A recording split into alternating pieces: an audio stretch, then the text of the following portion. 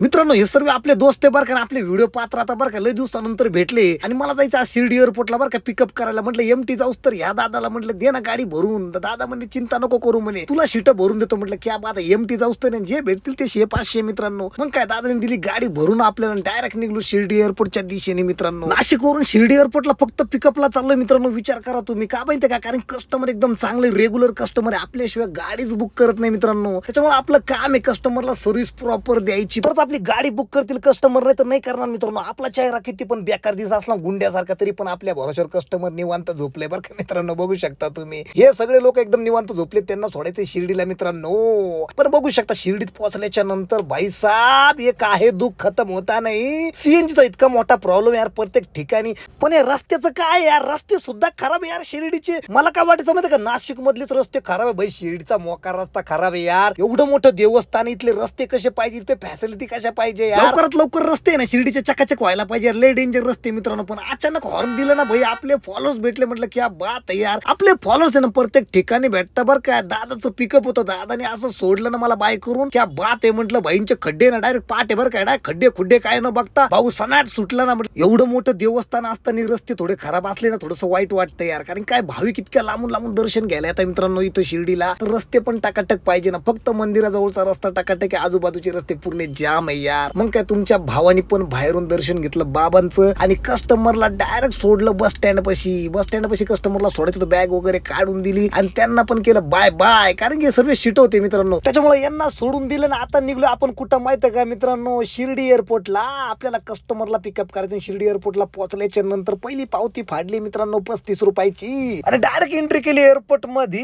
एअरपोर्टचे रस्ते वगैरे मस्त आहे बरं का, आतले बरं का, फक्त बाहेरचे नाही एवढे माहिती मला, पण आतले एकदम टाकाटक आहे मित्रांनो. एअरपोर्ट पण मोकळा ढाकळा आहे. मग काय कस्टमरला लगेच फोन लावला आणि कस्टमरला पिकअप करून निघलो ना नाशिकच्या दिशेने भाई. पण डायरेक्ट अडकून गेलो ना कुठं माहिती का, शिंदेपाशीच्या टोल वरती. शिंदेपाशीचा टोल इतका जाम करतो ना भाई, जेवढा शिर्डीवरून नाशिकला यायला वेळ लागत नाही तेवढा टोल नाक्यावर लागतो ह्या सणासुदीमध्ये मित्रांनो. माग गर्दीने पुढं गर्दीने मोकार गर्दीच गर्दी मित्रांनो. चला मित्रांनो, आता मी 1-1.5 तास थांबावं लागतं मला. भेटू आता नेक्स्ट ब्लॉग मध्ये, तोपर्यंत लाईक करा, फॉलो करा मला.